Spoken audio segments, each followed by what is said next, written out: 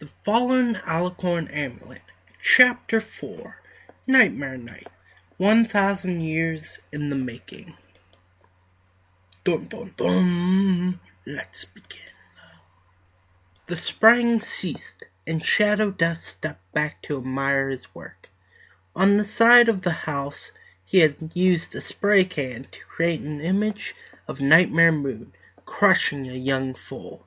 Her hooves were dug into his chest, and with a final spray of red paint, the blood was depicted, and the masterpiece completed.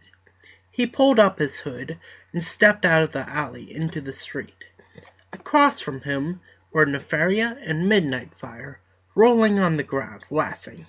The unicorn shook his head from side to side, while watching the two scared fillies run away from them. They had jumped out from a nearby bush, both dressed as timber wolves, stealing the breath and candy from the terrified children. The three egged, TP'd, and vandalized houses to their fullest. The best part about Canterlot was the downtown area. No rules, no restrictions, just danger and adrenaline. After each was thoroughly satisfied with their mischief, they took a carriage to the Everfree Forest. Being a princess certainly had its perks. Empyrean set the bowl of candy on the step outside his friend's house and smiled. He could see children going around collecting sweets from all the houses of the neighborhood. They all ran with glee and good fun. At the end of the street was a small filly being shown around by her parents. Empyrean remembered his first nightmare night. Empyrean slowly walked up to the front door of the house.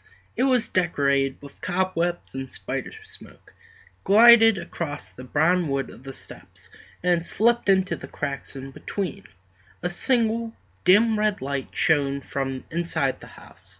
He knocked on the door gently. "No, no, no," his sister corrected him. "Like this," she said, hitting the door exponentially harder. He winced as the loud sound of her hoof hitting the door found its way to his ears. The door opened, and a Pegasus with a bowl on her back leaned down and smiled at the small ponies.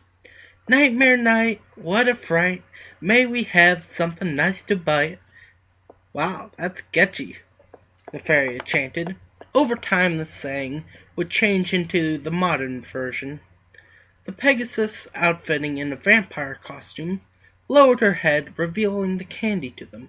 Nefaria's horn glowed a scarlet hue, and 2 pieces of candy flew into her bag. Empyrean did the same, only taking 1. "Thank you." Empyrean waved from the sidewalk. He caught up with his eagerly galloping sister. "I thought the rules were to take 1 so every pony would have enough candy for every pony else." "Oh, the next house looks really cool," Nefaria chimed, not hearing him in the slightest. The house she was observing had magical flames burning on its rooftop, not doing any actual damage. The garden was filled with plastic faces of horror, and the doorway was filled with 2 doors, fashioned to look like the giant gates of Tartarus. When the door to the house had opened, it revealed a small Pegasus with a bowl of candy in his mouth. He was dressed in the outfit of the royal guard. He set down the bowl filled to the rim with candy and looked at them happily. "Hi, I'm Midnight Fire. What's your name?" Empyrean was brought back to the present by the sudden music that turned on inside the party.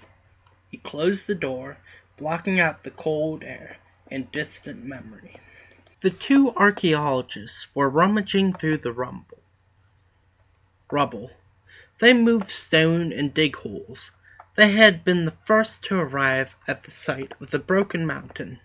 The scavengers searched for anything that would get them the money for their next meal. The head archaeologist was called over by his assistant. He had in his hooves a heavy black book.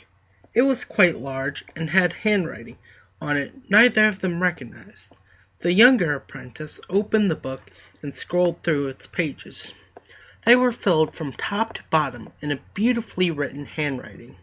The words seemed to flow and connect together, but with sharp tips to each letter and darkly written beginning to each line. He flipped quickly through the pages and carelessly cut himself. The paper cut went deep, and as he recoiled, a single drop of blood fell onto the pages. As the assistant sucked on his wounded hoof, he noticed the blood-red stain seep into the binding of the book. His eyes went wide as the words on the pages disappeared and were replaced with a pair of eyes. The golden pearls of magic seemed to instill fear in him as they looked into his eyes. The assistant tapped his mentor on the shoulder, showing him the book. "What?" His voice trailed off. He extended his left front hoof and touches the pages. A spear-toothed smile appeared on the pages, and hundreds of tendrils of black magic exploded from the pages. They quickly wrapped around the two explorers and sucked them into the open mouth. Laughter as dark as pitch and as loud as a hurricane emanated from the open opus and echoed through the empty land. The royal carriage that stopped at the sight of the mountain's destruction shook violently, and the armored zebras inside looked at one another before exiting the vehicle. They too searched the site of the crumpled mountain until they found the dark journal at its center. Dun dun dun! Yep, so that was a pretty good chapter. Gotta get these uploaded. And yeah, probably we'll read some more. So till next reading, bye bye.